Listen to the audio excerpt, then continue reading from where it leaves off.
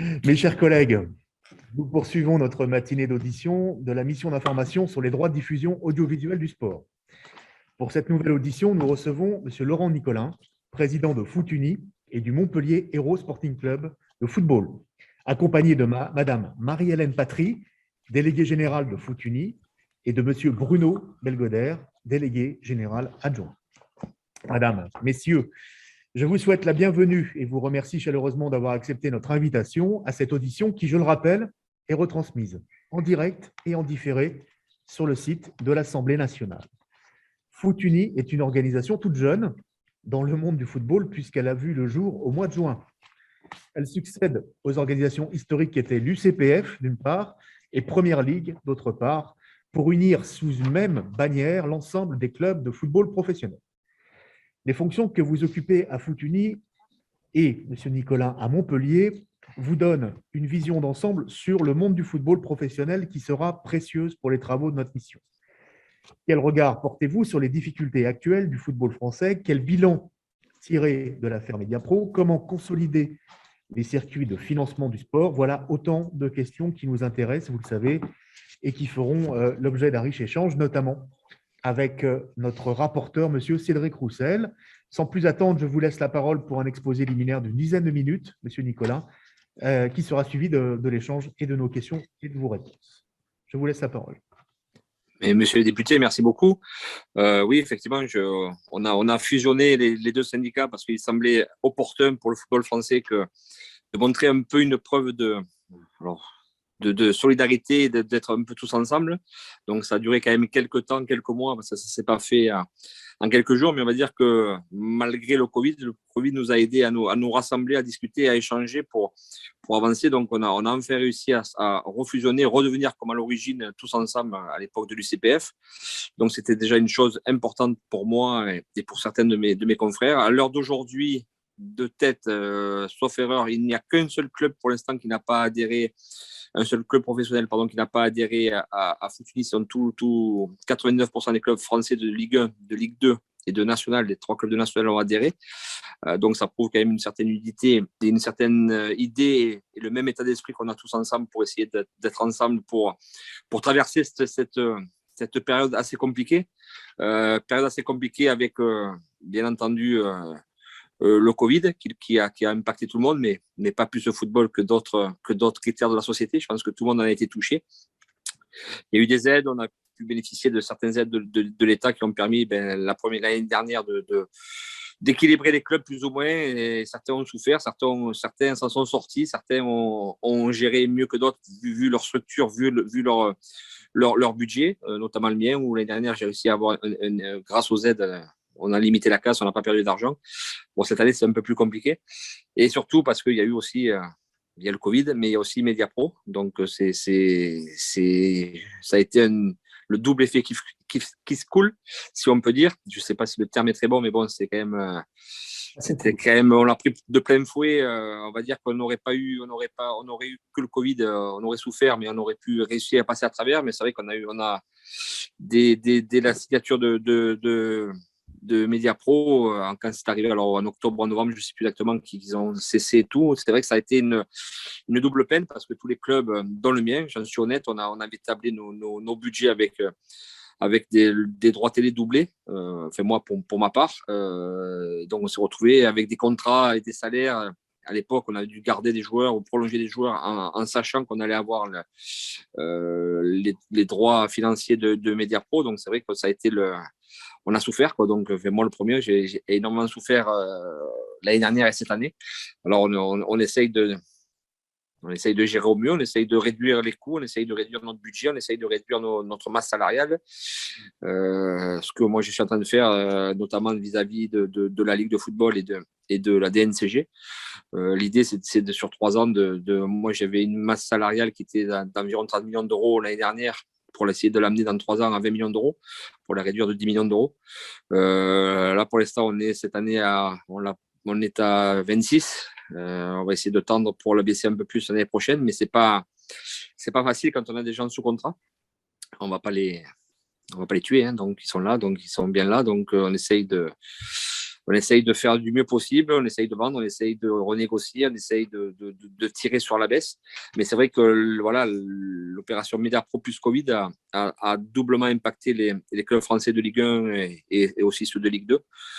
Peut-être un peu moins la Ligue 2 parce que les budgets étaient plus bas. Donc, automatiquement, je pense que plus tu as un gros budget, plus tu es impacté. Je pense que les plus gros qui sont impactés, c'est le PSG, c'est l'Olympique de Marseille, c'est l'Olympique Lyonnais. Enfin, je ne vais pas parler à leur place, je ne vais pas parler à la place des gens, je préfère parler du mien. Mais bon, je pense que plus tu as un gros budget, plus tu es impacté. Donc voilà, donc on essaye de faire face du mieux possible. Je ne sais pas si on le fait bien, mais au moins on essaye de le faire. Enfin, moi, j'essaye de le faire avec mon club. Footuni essaye aussi d'aider les clubs par différentes aides qu'on peut bénéficier en fonction de ce qu'on a droit ou pas droit. Donc voilà, donc ça nous a fait mal, mais bon, j'espère qu'on va s'en redresser. Alors après, moi, je ne suis pas quelqu'un qui croit au monde d'avant ou au monde d'après. Malheureusement, j'essaye de croire dans l'être humain, mais j'ai un peu de mal. Mais je pense que quand les gens auront de l'argent, ils reviendront comme avant. Enfin, nous, on essaye de toute façon à réduire la voilure, à réduire le budget. Et voilà, et on sait encore qu'on a cette année de compliqué. On aura certainement la saison prochaine de compliqué également. Enfin, on aura 2-3 ans de compliqué. Jusqu'aux peut-être aux prochaines droits télé qui seront peut-être, j'espère, un peu plus élevés. Mais bon, on a limité la casse, on a renégocié des droits télé à la Ligue qui ont limité la casse, même si nos droits télé ont baissé de moitié. Mais bon, ça, c'est comme ça, c'est dans la vie, c'est comme ça. Et on apprend des épreuves et j'espère qu'on aura appris de nos épreuves, même si, bon, on verra bien. Donc voilà, voilà ce que je peux vous dire. Après, si je dois répondre à des questions, c'est avec plaisir.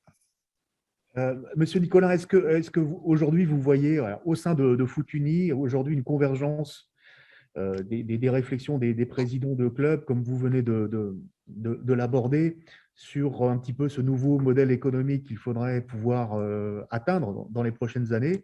Quand vous parlez notamment de maîtrise des budgets, de réduction de masse salariale, est-ce qu'aujourd'hui, voilà, vous sentez que le foot est uni, pour ne pas faire de jeu de mots, sur ces règles, ces critères qu'il faudrait aujourd'hui respecter pour un modèle peut-être plus vertueux, plus pérenne, plus soutenable?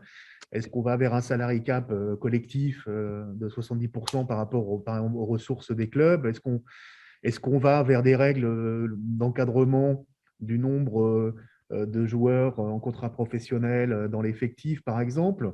Ou alors des règles qui permettent de garder un petit peu plus les jeunes qui sont formés localement et de les garder un tout petit peu plus longtemps avant qu'ils partent?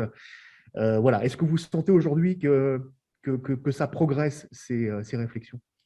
Ben, on sent, alors après, moi je parle pour les clubs un peu de bon niveau. Je pense qu'on est 14-15 clubs, qu'on n'est pas, on n'est peut-être pas qui ont des budgets plus modérés. Donc, automatiquement, je pense qu'ils sont tous, on est tous dans la même volonté de réduire notre masse salariale et de réduire nos budgets. Après, vous n'enlèverez pas les 5-6 gros qui ont peut-être plus d'argent, qui ont peut-être des actionnaires plus forts. Donc, eux, peut-être, on le voit, c'est des seuls clubs qui ont acheté des joueurs, c'est les 5-6 gros clubs, enfin, 5-6 gros, je ne sais pas si c'est les 5-6 gros, mais les 5-6 premiers peut-être de Ligue 1 qui sont permis d'investir et d'acheter beaucoup de joueurs. Les autres clubs on a été quand même assez au ralenti, donc on est déjà dans cette optique-là. Après, je sais qu'à partir du mois prochain, enfin de ce mois-ci, pardon, au mois d'octobre, on a au niveau de la Ligue de football quatre grosses sujets et des réunions pour justement aborder peut-être un autre football avec les idées que vous avez peut-être dit de salary cap, peut-être d'un pourcentage par rapport au budget. Donc, il y a une volonté des clubs de se lancer dessus. Je pense que quand on n'est pas bien, il faut réfléchir à des idées. Après, pour l'instant, rien n'est défini, mais c'est vrai on va certainement échanger énormément entre nous pour savoir qu'est-ce qui est le mieux pour essayer de réduire la voilure. Après, est-ce que tout le monde va jouer le jeu? Je vais dire, je pense que la majorité, oui. Après, vous n'enlèverez pas ceux qui ont peut-être plus d'argent, plus de moyens financiers, de faire un peu comme ils ont envie de faire. Mais peut-être à nous, après, de mettre peut-être des canevas qui permettront de limiter eux aussi, de ne pas faire aussi non plus n'importe quoi. Alors, bonjour à toutes et à tous. Moi, je voudrais juste donc revenir sur ce que vous avez dit, Monsieur Nicolin, concernant donc la remarque on a sauvé les meubles au niveau de la valorisation donc et la commercialisation des droits TV. Juste en tant qu'expert et les discussions que vous avez avec vos collègues présidents de club, comment vous expliquez la moindre valorisation de la Ligue 1, mais surtout, j'ai envie de dire, dans son exploitation à l'étranger, c'est-à-dire dans la valeur des droits à l'international, qui ne date pas d'hier. Est-ce que vous avez une explication sur ça? Ou des explications ou, Ben, moi, je suis au conseil d'administration de la Ligue. Après, je n'ai pas fait partie de la commission qui a donné le contrat Mediapro ou autre. Mais bon, après, je suis solidaire de mes collègues. Je ne vais pas les tirer dans le dos ni lâcher. Donc, je ne sais pas pourquoi nos droits internationaux sont alors pas si bas, parce qu'il y a quand même plus de 60 millions d'euros. Mais c'est vrai que par rapport aux Anglais, par rapport même aux Italiens et les autres pays, c'est vrai on est extrêmement loin. Ben, ça, j'avoue que je n'ai pas fait d'analyse. On essaye après, ça, il faudrait peut-être poser la question à Bein, pourquoi ils n'arrivent pas à vendre plus de, plus de droits télé à l'étranger. Alors après, est-ce que pour eux, est-ce que le championnat de Ligue 1 est assez attrayant? Alors malheureusement, on a récupéré Messi maintenant, mais bon, vu qu'il y a un contrat signé, on ne pourra peut-être pas faire plus. Donc, mais c'est vrai que on a eu, grâce à Mediapro, l'espoir de croire que malheureusement l'espoir est vite redescendu. Donc après c'est vrai qu'on s'est dit que tout allait s'enchaîner. Si les droits télé sont plus importants, on va aller avoir de meilleurs joueurs, au moins garder nos jeunes joueurs et essayer d'avoir des équipes plus compétitives. Et après, grâce à ça, que ça puisse développer des droits internationaux plus élevés. Donc, je pense qu'on est c'est un peu le serpent qui se mord la queue, quoi. On est parti dans un système qui malheureusement, à un moment donné, a échoué. Donc là, on se retrouve, je pense, pas à zéro, parce que quand même pas, on n'est pas à zéro, parce que si à zéro, il y avait 0 francs, c'était à l'époque des années 80. Donc, il y a quand même un certain montant. Donc, il faut savoir relativiser les choses.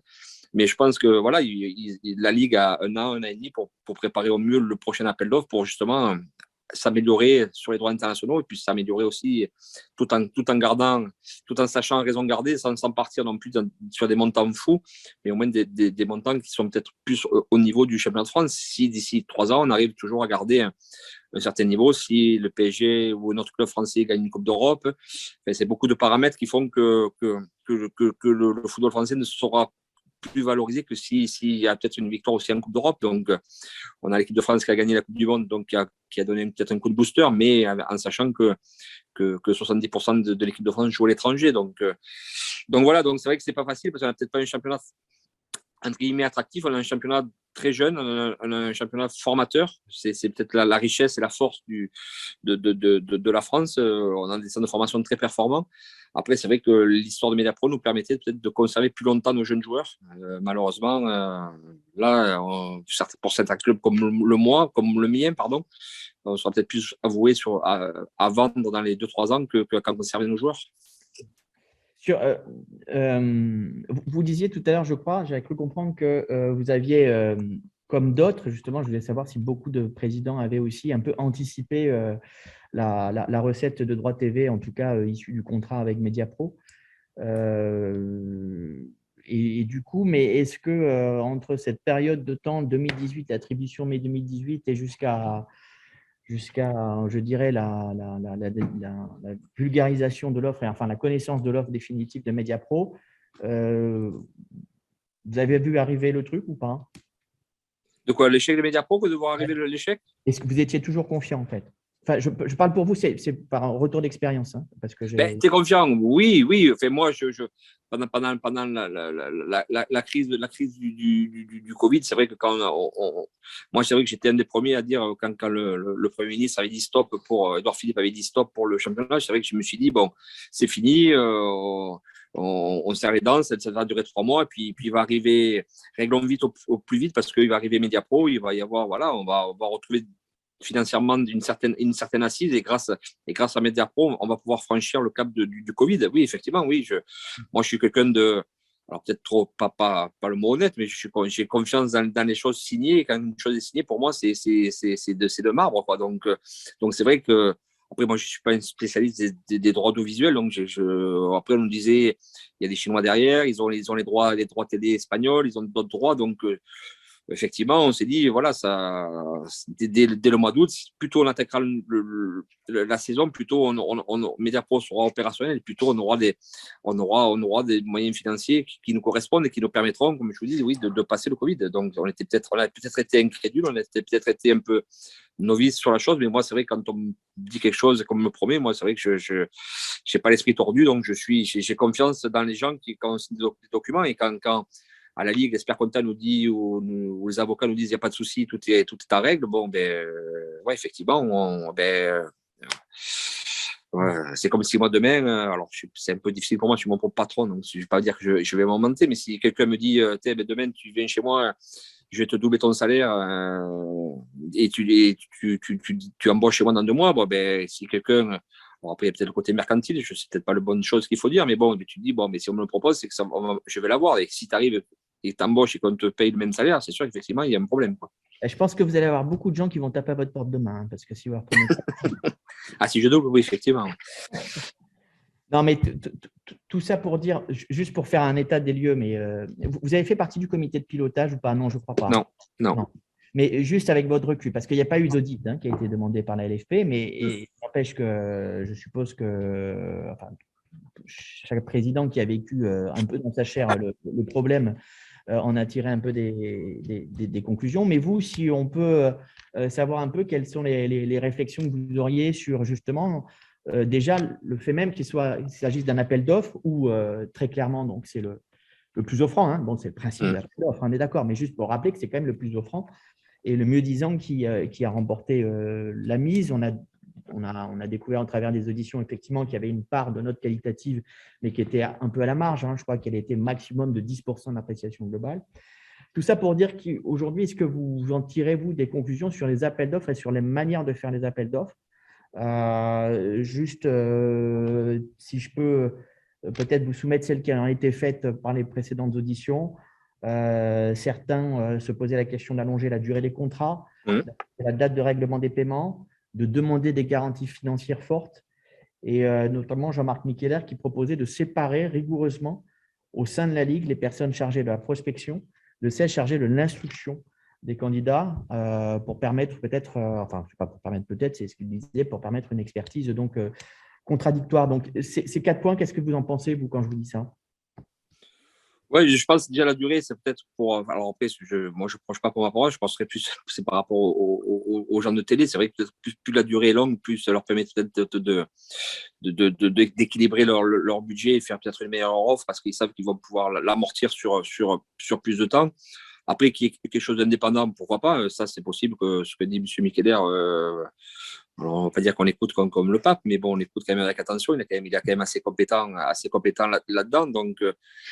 Donc oui, pourquoi pas avoir un truc indépendant, mais après, c'était déjà indépendant parce que je savais que moi-même, en tant que membre de la Ligue, moi, j'étais au courant de rien, quoi, parce qu'il y avait une commission, on nous informait au compte-gouttes, donc bon, à la limite, pourquoi pas, hein, je ne suis pas dans la commission, donc je ne suis pas au courant, c'est comme ça, au moins, je ne vais pas me reprocher quoi que ce soit, et ni dire quoi que ce soit. Donc, c'est vrai qu'il y a peut-être des choses à revoir. Après, c'est vrai, comme je vous dis, quand vous avez quand même des gens les avocats ou l'expert comptable de la Ligue qui vous certifient les choses, après, garantir les paiements, après, c'est une question de montant. Je pense que le milliard était peut-être très élevé à garantir parce que quand on garantit quelque chose, il faut mettre les sous sur un compte. Alors après, ça permet de voir. Hein. Je pense qu'en Italie, je crois qu'ils ont refusé Mediapro parce que justement, Mediapro n'était pas capable de mettre les sous. Donc oui, alors voilà. Alors après, oui, moi je suis tout ouvert à tout pour faire améliorer le système du prochain appel d'offres pour le rendre le plus compact, le plus lisible, le mieux pour la Ligue, quoi. Ouais. Et quel regard vous portez alors, personnellement, parce que vous n'avez pas parlé au nom de… Enfin, c'est ce que vous ne souhaitiez pas et je peux comprendre. Mais vous, à titre personnel, qu'est-ce que vous pensez de la création de la société commerciale qui est le projet de l'AFP, justement, en vue d'exploiter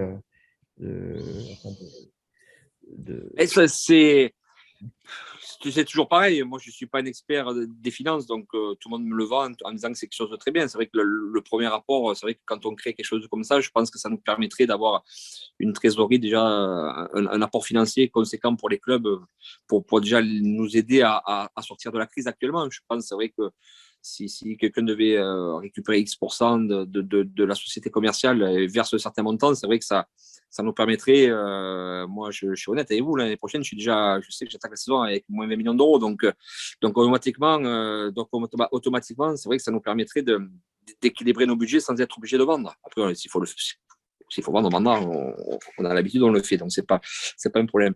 Mais c'est vrai que le commercial peut être un plus. Après, moi, j'avoue que je ne suis pas un haut technicien de la finance et j'avoue qu'il y a des choses que je maîtrise et des choses là-dessus, je n'aurai pas de leçon là-dessus parce que je ne maîtrise absolument pas.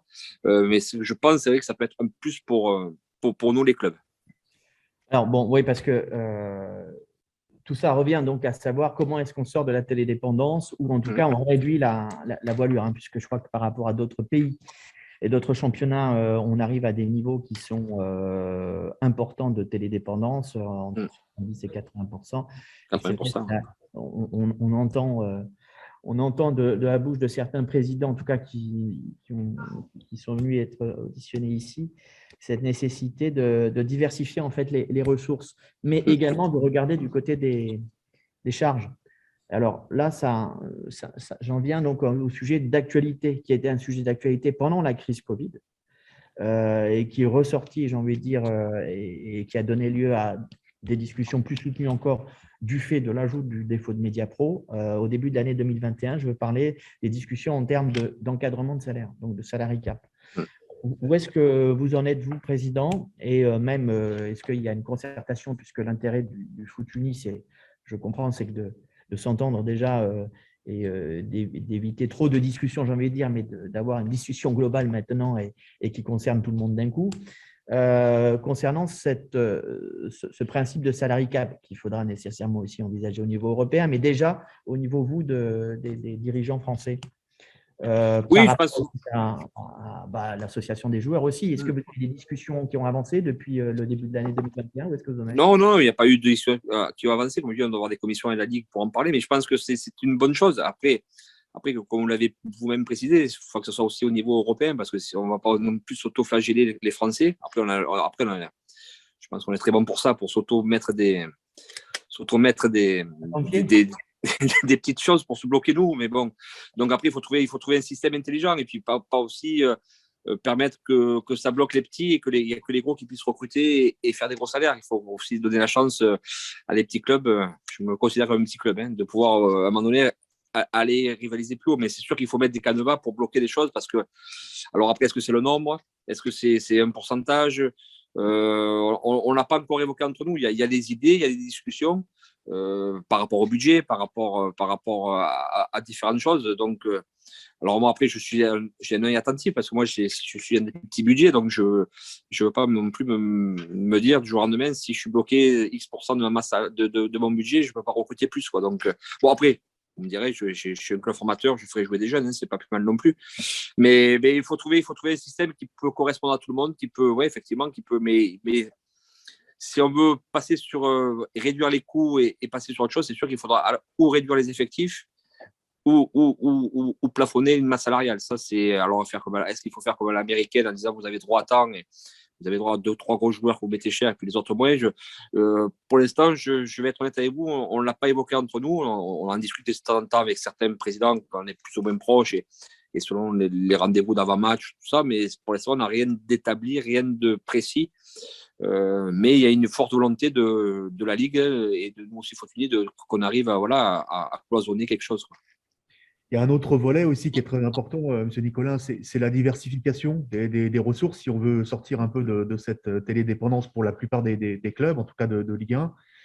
Et c'est vrai qu'on a un peu l'impression, alors moi je suis depuis plusieurs années, de longues années même maintenant, à l'Assemblée nationale, que la Ligue professionnelle de football a multiplié ces dernières années des groupes de travail qui étaient chargés un petit peu de regarder avec les présidents de clubs comment on pouvait s'améliorer sur la marketing, sur la billetterie, sur l'expérience match, sur comment augmenter l'affluence dans les stades, essayer de faire venir ou revenir les familles. On connaît aussi les difficultés qu'on a les uns et les autres, par rapport à un certain nombre de débordements de quelques supporters, voilà, depuis quelques semaines. Est-ce que vous pensez que ces groupes de travail, ces dernières années, quelque part, ils ont produit, donc je pense que les idées, elles sont là.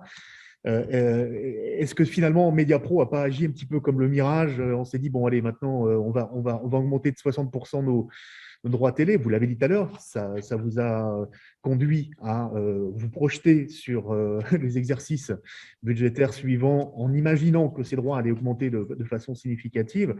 Est-ce que, du coup, ça n'a pas freiné les tentatives qu'il y avait aussi de diversifier les ressources et puis d'aller vers un nouveau modèle beaucoup plus équilibré, et notamment vers les questions d'exploitation des enceintes sportives ou de la billetterie ou du marketing?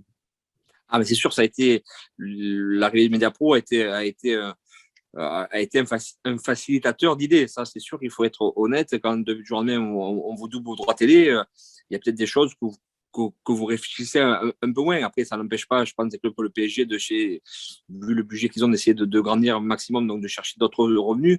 Moi, le premier, je suis un club où mon stade est dans un quartier assez difficile d'accès.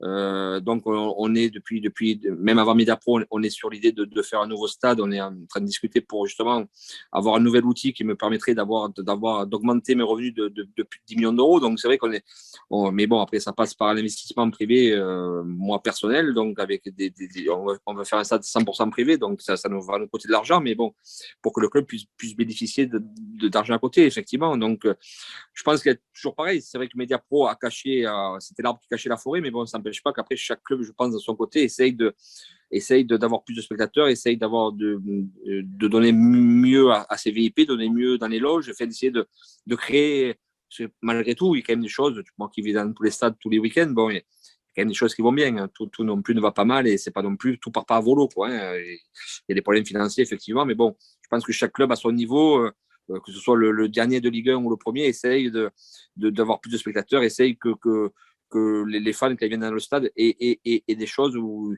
s'approprient des choses. C'est vrai que moi, j'ai un stade qui ne vit pas. Moi, c'est vrai que je n'arrive pas à concevoir au XXIe siècle qu'on ne connaît pas un stade où les gens viennent 2 heures avant et restent 2 heures après, consomment, vivent, passent un bon moment, échangent avec des gens. Donc, c'est pour ça que mon idée d'un nouveau stade, c'était surtout le truc numéro un, c'est de créer un lieu de vie que je n'ai pas actuellement, en sachant que les gens vont venir 2-3 heures avant, 2-3 heures après et vont consommer. Et donc, automatiquement, s'il y a la consommation, il y aura de l'argent en plus pour le club. Donc voilà, l'idée, elle est là. Donc, moi, à mon niveau, on phosphore à notre niveau pour essayer que chaque année, que le club grandisse et que chaque année, le club apporte autre chose à ses supporters.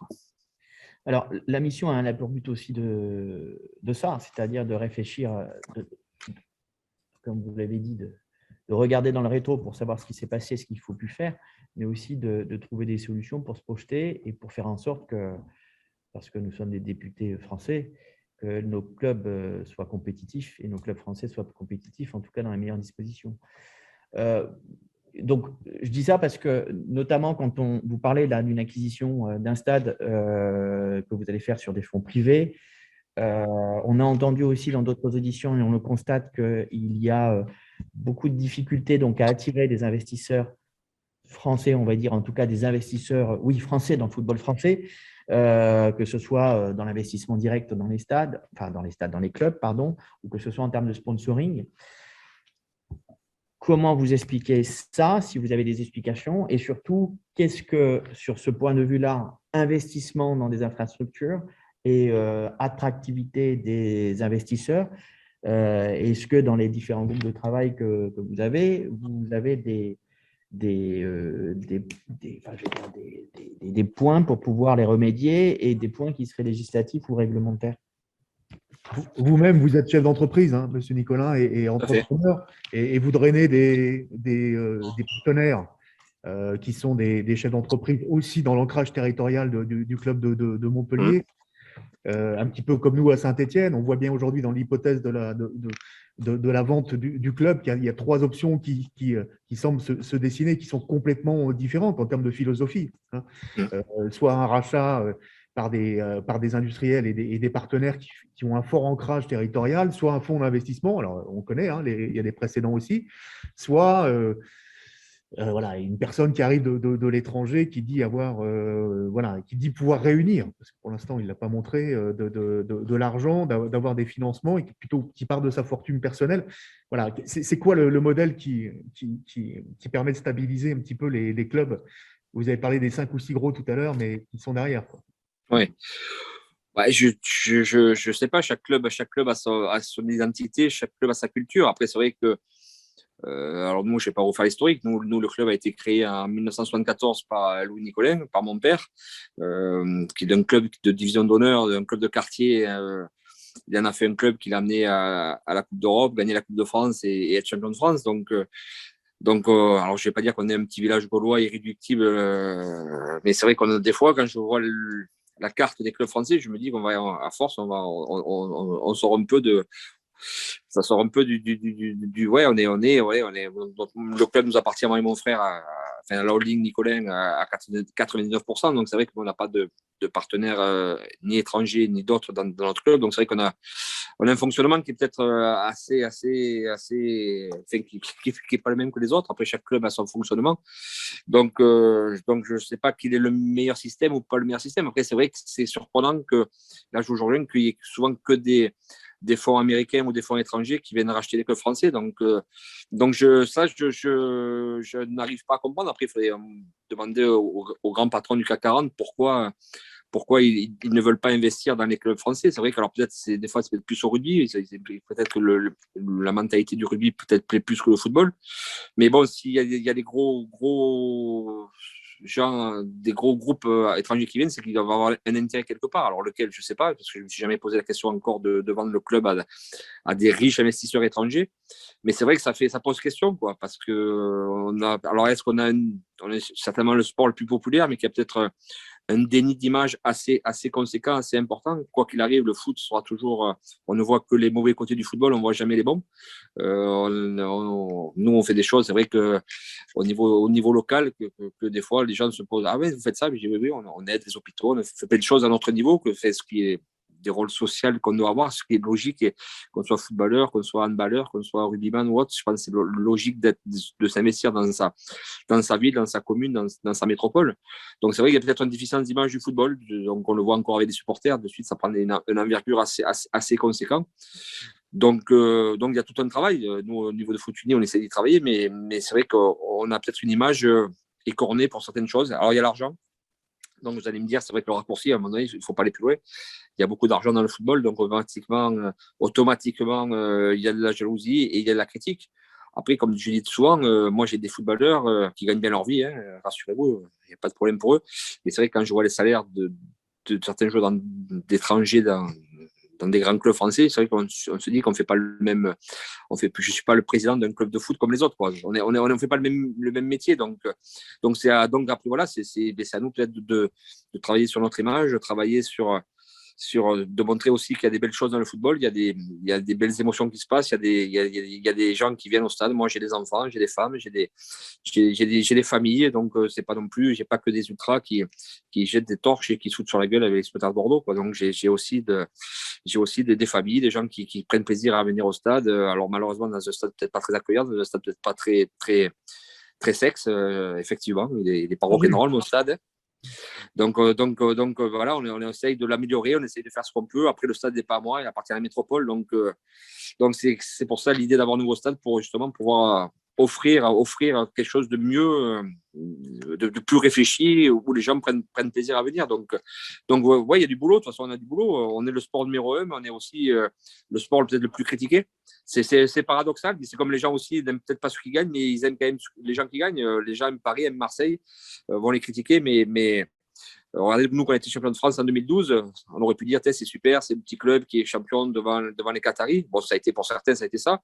Mais bon, ça faisait peut-être chier certains journalistes, parce qu'ils préféraient quand même, après être en Ligue des Champions, il faut mieux avoir le PSG, effectivement, que le Montpellier, qui n'est peut-être pas au niveau après pour faire la Ligue des Champions. Donc, on fait peut-être moins rêver, on est des clubs qui font peut-être moins rêver, ce qui est normal. On n'est pas un grand club, on n'a pas une grande histoire, on est un club jeune. Donc voilà, donc il y a du boulot. Moi, j'ai du boulot à mon niveau avec mon club. Donc, imaginez au niveau du football. Donc, c'est vrai qu'il y a certainement beaucoup de travail à faire, hein, beaucoup de communication, ouais, il y a du boulot. Il y a du boulot. De toute façon, c'est la vie est ainsi faite. Vous aussi, vous avez du boulot, nous aussi. Donc, on est là pour bosser, pour faire avancer les choses et essayer de pas revivre des choses comme Mediapro, pour pour ne pas repasser pour des gens mercantiles qui ne pensaient qu'à l'argent et qui n'ont vu que ça, quoi. Oui, effectivement, on a vu l'argent, comme tout le monde, quoi, hein. Je pense quand vous… Mais moi, personnellement, je n'ai pas vu ça en disant, ouais, super, je vais faire péter je vais faire n'importe quoi, parce qu'on essaye toujours d'avoir un budget équilibré, on essaye… Mais bon, après, quand tu as plus de revenus, ben, tu essayes d'avoir une meilleure équipe, tout en gardant… moi, depuis qu'on est remonté il y a 12 ou 13 ans, j'ai eu qu'un exercice déficitaire où on a dû perdre 100 000 euros, quoi. Donc, j'essaye. Moi, mon père m'a toujours appris, si tu as 2 euros pour t'acheter une baguette de pain, tu ne vas pas en acheter deux, quoi. Donc voilà, donc tu achètes ce que tu as. Voilà, donc il faut inculquer à tout le monde, à un moment donné, de dépenser l'argent qu'on a. C'est pas facile pour certains. La DNCG nous tape sur les doigts si on ne le fait pas. Donc voilà, donc on est quand même assez encadré. Mais malgré tout, il y a quand même certains clubs qui font peut-être des excès aussi, quoi. Justement, est-ce qu'il ne faudrait pas aller plus loin que ça? Parce que moi, j'entends ce que vous dites, et on les entend de beaucoup de présidents, c'est-à-dire que là, on est dans une situation critique, un défaut qui s'ajoute à une difficulté qui est bien sûr la crise sanitaire que tout le monde vit, et tout le monde fait le dos rond. Mais c'est vrai qu'il y a cette difficulté supplémentaire de baisse des droits TV et de dépendance. Ce que je veux dire, c'est que là, j'entends que Foot-Uni, c'est justement pour essayer d'avancer ensemble. Maintenant, vous le dites vous-même, vous n'avez pas tous les mêmes caractéristiques. Donc, est-ce que pour rassurer aussi des investisseurs, parce que vous disiez les a priori, beaucoup d'argent, etc., vous savez comme moi que derrière l'argent, il y a aussi des choses qui peuvent se faire où on peut avoir des a priori parce que ce n'est pas suffisamment transparent, pas suffisamment contrôlé, mais ne serait-ce qu'aussi dans une stratégie d'ensemble. Est-ce qu'il n'y a pas besoin, j'ai envie de dire, de renforcer le contrôle peut-être de la DNCG ou soit d'imaginer une autorité ou quelque chose, un conseil supérieur du sport qui puisse vous embarquer donc et donner une stratégie d'ensemble, ne serait-ce que ça, que ce soit en matière de contrôle, ça peut être les droits TV, ça peut être aussi justement la diversification des ressources et des réflexions d'ensemble aussi sur Salary Cap. Juste sur Salary Cap, hein, le rugby nous en a parlé, alors, et c'est un truc important en disant que grâce au Salary Cap, ils avaient une équité sportive dans leur championnat. Donc, et que ça participait selon eux aussi à l'attractivité dans les stades, c'est-à-dire à l'animation du championnat, si vous voyez ce que je veux dire. Oui, enfin, après, le rugby, on peut en parler. Moi, mon frère était président de l'AS Béziers pendant des années. On a été aussi à Montpellier un peu. Ça n'empêchera pas que vous avez quand même toujours les gros qui sont devant. Donc, s'il y a les gros devant, c'est qu'à un moment donné, ils ont un plus gros budget et ils ont plus de salaire. Vous avez raison, mais le champion de France, c'est jamais trop le même. Donc, à part Toulouse, effectivement, cette année qui a tout resté, mais il y a quand même donc un turnover qui est un peu plus important. Non, mais c'est eux qui le disaient. Hein, oui, c'est bon. Non, mais après, vous avez raison. Non, mais après, il y a des choses. Après, je pense question juste avant, alors. Non, mais après, je pense honnêtement, après, on peut toujours renforcer plus la DNCG. Je pense que la DNCG, malgré tout, depuis quelques années, fait relativement bien son travail, nous enquiquine même, pour être poli, nous sert. Et je peux dire que grâce à la DNCG, vous n'avez peut-être pas eu, alors il y en aura peut-être, hein, je souhaite touche du bois pour qu'il n'y en ait pas, il y aura peut-être des clubs qui font en faillite, mais par rapport, quand vous voyez que nous, on a eu quand même le double effet qui se coule, comme je dis, Mediapro plus Covid, on est passé à travers, on a souffert, on est passé. Quand vous voyez les clubs espagnols qui sont comme Barcelone ou Real Madrid qui sont en faillite, qui leur manquent 200-300 millions d'euros, les clubs italiens qui ont souffert, les clubs allemands qui cette année n'ont pas recruté parce qu'ils n'avaient pas d'argent, et à part les clubs anglais, mais eux qui ont les droits télé faramineux, donc ils s'en sortent. Donc quand même, c'est les 3 gros championnats concurrentiels, j'enlève les Anglais, ils ont souffert. Et eux, ils n'ont pas eu Mediapro, donc ils ont eu que le Covid. Donc je pense que si nous n'avions pas eu la DNCG qui quand même nous encadre, nous dit le chemin à suivre, je pense que ça aurait été, alors excusez-moi du terme, ça aurait été une boucherie, quoi. On aurait eu, avec Mediapro plus le Covid, il y aurait eu la moitié des clubs français qui auraient été en faillite s'il n'y avait pas eu quelque chose comme la DNCG. Donc je pense, après vous pouvez toujours rajouter des choses à la DNCG, mais qui fait très bien son travail et qui grâce à elle, à limiter les faillites des clubs français. Donc, c'est quand même important à le souligner. Après, qu'on rajoute quelque chose, bon, on peut toujours rajouter une tutelle, quelque chose. Ça aussi, c'est très français de rajouter. On peut toujours rajouter. Hein, c'est pas… Ah, mais il ne faut pas le voir comme ça, monsieur Nicolas. Ça peut être rajouter des compétences diverses. Ah non, mais si c'est les compétences, il n'y a pas de souci. Non, mais quand on parle de supervision, c'est plutôt dans ce sens-là. Ce n'est pas contrôler pour contrôler.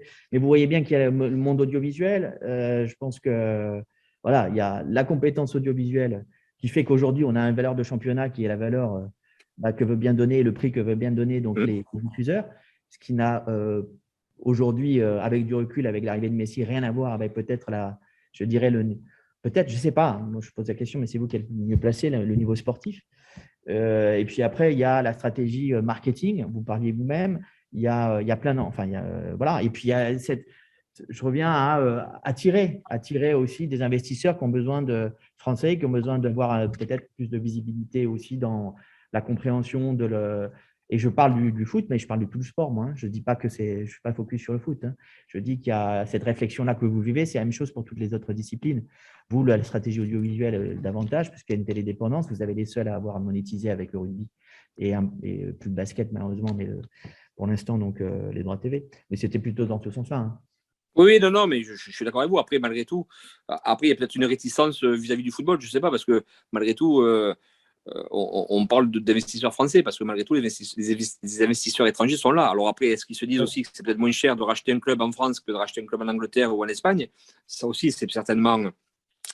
Alors, il faut leur poser la question à eux. Moi, je n'ai pas de lien avec eux, donc j'en sais rien.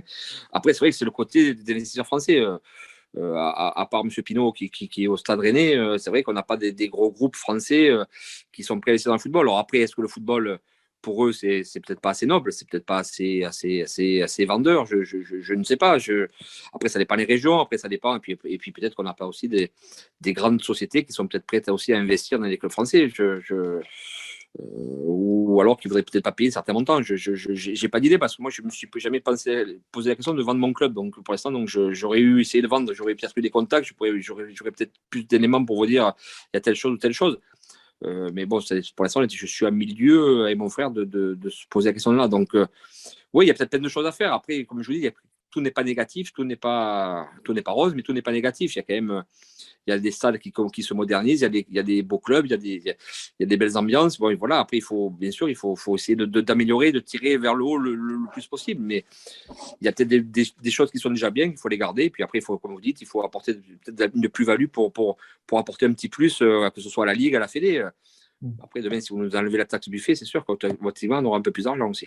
Mais, pardon, je dis ça comme ça. Mais c'est pas très, ça aussi, c'est pas très politique, ça. On ne va pas le proposer. Hein. Alors, non, mais juste, vous disiez, à juste titre, vous rappeliez l'histoire donc, de votre club, qui est un club, je dirais, populaire et qui a été popularisé, etc. Non, on va voir votre sentiment sur l'exposition du foot aujourd'hui du championnat de France, donc qui est payant. Est-ce que ça, en termes aussi d'attractivité également du football, cette exposition qui est réservée, en tout cas là pour l'instant exclusivement aux chaînes payantes, est un sujet ou pas? Ou c'est une nécessité aujourd'hui, mais est-ce que j'ai envie de dire que, je ne sais pas, est-ce que ça fait poser quand même, et c'est une question qui se pose aujourd'hui ou pas, avec ce qu'on a pu vivre, avec cette peur de ne pas avoir de foot avec le défaut Mediapro et ce risque pendant quelques jours d'être en blackout total? Oui, oui, effectivement, il y a des télés sur les chaînes payantes. Après, bon, ça fait quand même quelques années que c'est comme ça. Là, on se pose juste la question parce que c'est Canal+ qui n'a pas tous les droits. À l'époque, que je sache, Canal+ avait quand même quand Canal+ avait tous les droits, c'était quand même une chaîne payante. Et si tu n'étais pas abonné à Canal+, tu ne peux pas voir les matchs. Donc après, demain, que tu sois sur Canal+, ou que tu sois sur Mediapro, pardon, excusez-moi, c'est un lapsus, que tu sois sur Amazon, bon, pour moi, je ne vois pas la différence. Alors, c'est vrai que peut-être Canal+, historiquement, c'est quand même la chaîne française historique privée. Mais bon, c'est vrai que ça fait quelques années que c'est comme ça. Donc, il fallait s'en alerter aussi quand Canal+ avait tous les droits télé et il n'y avait que qui télévisaient les matchs. Donc là-dessus, je suis pas, c'est l'offre et la demande, malheureusement. Alors après, moi, j'aimerais avoir les matchs sur France 2 ou France 3 tous les week-ends, mais malheureusement, c'est pas le cas. TF1 ou M6, hein, ou la chaîne Équipe. Hein. Oui, la chaîne équipe. Oui, moi, je vois l'équipe. Moi, je regarde le multiplex et c'est très sympa de regarder le multiplex de Ligue 2 sur la chaîne équipe. Non, mais sur l'attractivité, quoi. Je veux dire, c'est simplement ça. C'est aujourd'hui, il y a un équilibre peut-être à trouver, je ne sais pas, entre la valorisation financière des droits, puisque ça fait partie d'une variable de votre modèle économique. Donc, on n'est pas dans pas dans le déni, là, hein. Mais aussi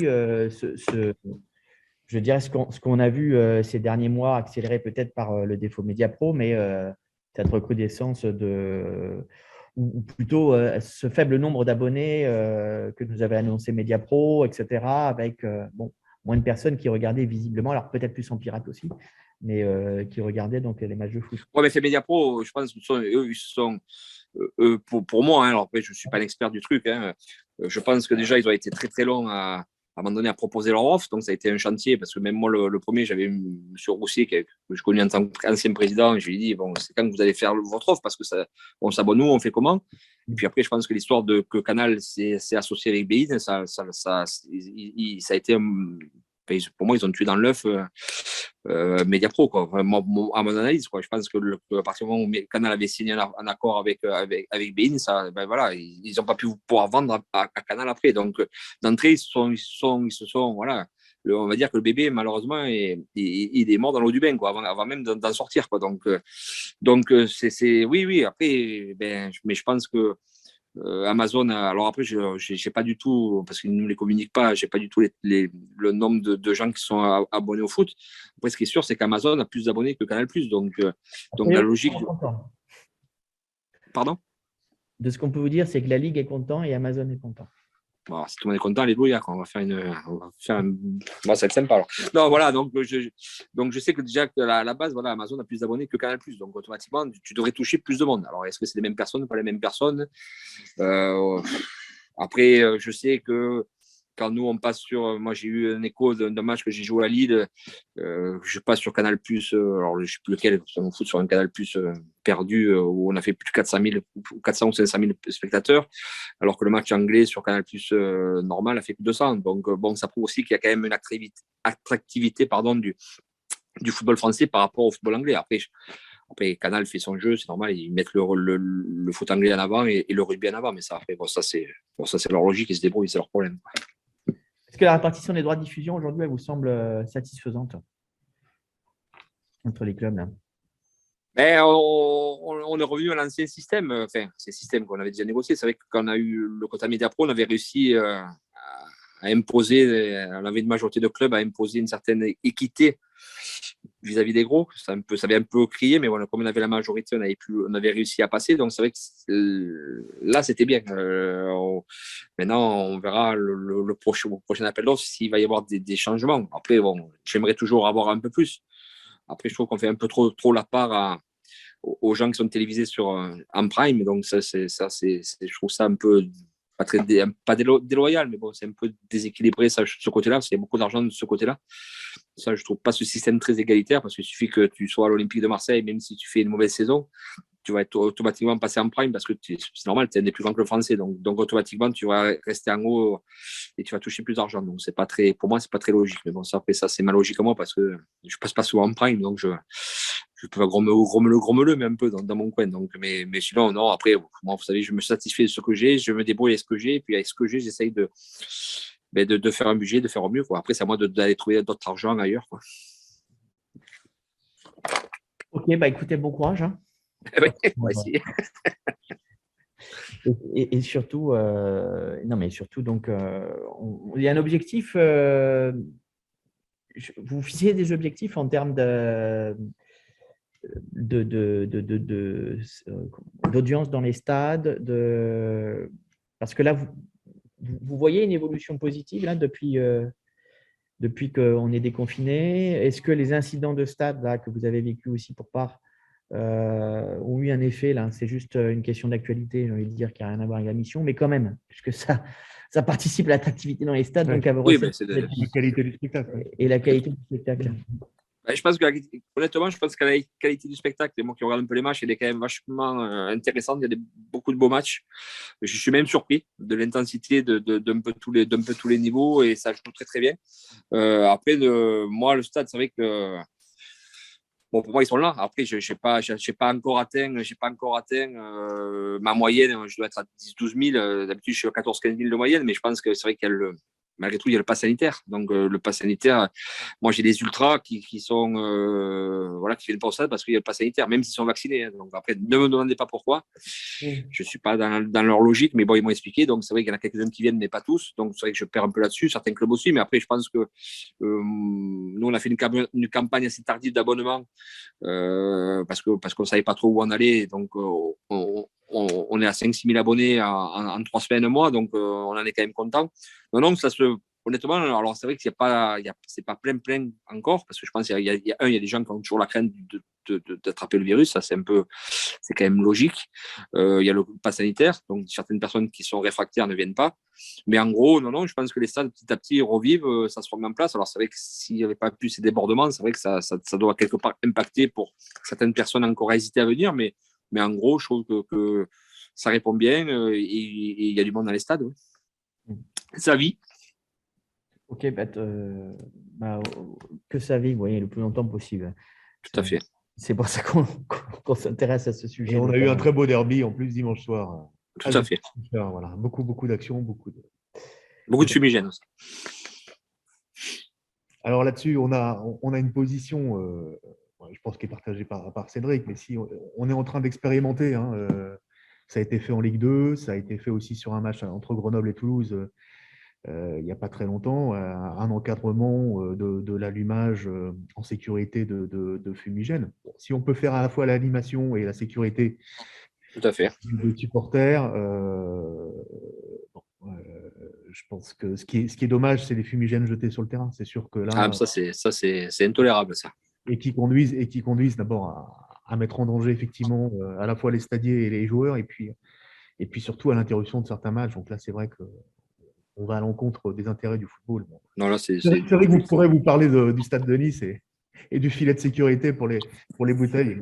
Mais bon, voilà, on a tous nos problèmes. Alors, si on va sur ce sujet-là, on n'est pas rendu. Hein, parce que si on parlait des sanctions sportives, en tout cas, on aura plaisir à venir dans un nouveau stade. Voilà, je sais que vous êtes en discussion avec le maire et le président de la métropole. Voilà, et voilà, et j'espère que vous aurez très vite une solution et la possibilité de pouvoir exploiter une nouvelle enceinte sportive à Montpellier, qui est une ville très sportive. Donc, à ce sujet, moi, je vous remercie. J'ai terminé avec les. Oui, tout à fait. J'ai terminé avec mes questions, juste pour faire parce qu'on parlait des supporters, etc. Si vous diffusez bien volontiers auprès de vos supporters, en tout cas de vos abonnés et de votre communauté, le fait qu'il y a justement donc une grande consultation citoyenne dans le cadre de cette mission-là, puisqu'on souhaite aussi interroger, comme on le fait avec vous et comme on le fait avec tous les acteurs, les Français, supporters, fans, consommateurs, pratiquants du sport, pour qu'ils nous donnent aussi leurs avis sur leur comportement d'usagers de spectacles sportifs à la télé, mais aussi également sur des aspects réglementaires, voire idéologiques, quelle est la place du sport dans notre pays. Donc ça, c'est une consultation qui est ouverte sur le site de l'Assemblée nationale. C'est la 11e de son histoire. Donc voilà, ça montre donc que le sujet, en tout cas, très motivé pour qu'il soit accaparé aussi par nos concitoyens. Donc si vous voulez relayer cette information, nous sommes honneurs auprès de tous vos présidents de clubs de foot uni. Voilà, elle est ouverte jusqu'au 24 octobre. Et si vous avez justement des contributions vous-même ensuite, par la suite, parce qu'on a entendu parler de groupes de travail, sachant que cette mission est ouverte encore jusqu'à, on va dire, fin novembre, nous recevrons également bien volontiers des propositions en termes de diversification, en tout cas, et surtout si des propositions doivent amener des aménagements réglementaires ou législatifs. Parfait. Merci, Président. Et merci messieurs les députés. Madame Patry, Monsieur Belgodet. Excusez-moi, c'est la fin de la Belgodet. Merci. Bonne journée à vous. Bon appétit. À bientôt. Beaucoup. Au plaisir. Au revoir.